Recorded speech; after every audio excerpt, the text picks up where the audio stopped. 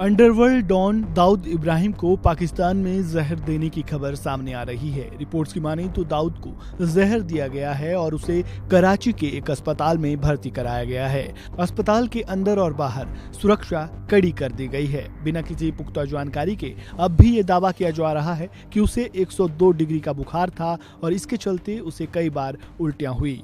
इसके अलावा दाऊद इब्राहिम के करीबी रिश्तेदार और पूर्व क्रिकेटर जावेद मियांदाद समेत पूरे परिवार को नजरबंद करने की खबर भी सामने आई थी, लेकिन मियांदाद ने उसका खंडन किया और कहा कि ये सरासर गलत है।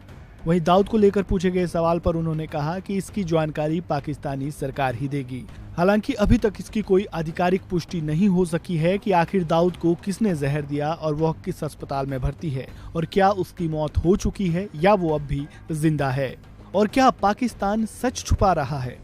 रक्षा मामलों के जानकारों की माने तो पाकिस्तान इस मामले में कभी भी सच नहीं बोलेगा और ना ही कभी सच बाहर आने देगा, बल्कि अगर इस तरीके की कोई घटना हुई होगी तो वह साजिशन अपने किसी बड़े आतंकी की हत्या करवाकर ध्यान बांटने की कोशिश करेगा।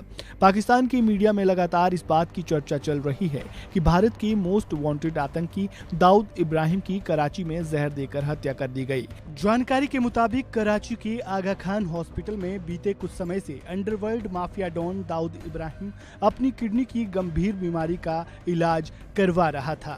इसी दौरान शुक्रवार की शाम को अस्पताल के एक यूनिट में दाखिल रहते हुए ही उसको जहर दिया गया। पाकिस्तान के भीतर दाऊद इब्राहिम की मौत की खबर सोशल मीडिया के माध्यम से अलग अलग पत्रकारों तक भी पहुंची।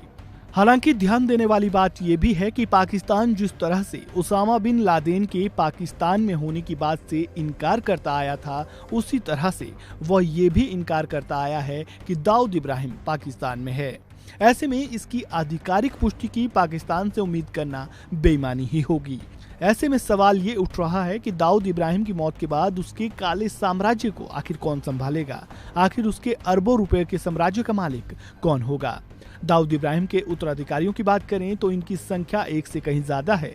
दुनिया भर में दाऊद के अरबों रुपए के काले धन का सिंडिकेट फैला हुआ है। दाऊद की काली कमाई का 30 से 40% हिस्सा भारत में नकली नोट के कारोबार से आता है। वह ISI की मदद से भारत में नकली नोटों का कारोबार करता है। उसने कुछ साल पहले दक्षिण अफ्रीका में हीरों का भी कारोबार शुरू किया।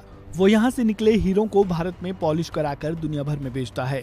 दाऊद अपने परिवार को बहुत मानता है और माना जा रहा है कि ऐसे में उसके काले साम्राज्य का अधिकतर हिस्सा उसके परिवार को ही मिलेगा। इसके अलावा दाऊद के भरोसेमंद करीबियों को भी संपत्ति का हिस्सा मिल सकता है, जिन्होंने कई सालों तक उसके साम्राज्य को आगे बढ़ाने में उसकी मदद की। इस खबर में फिलहाल इतना ही।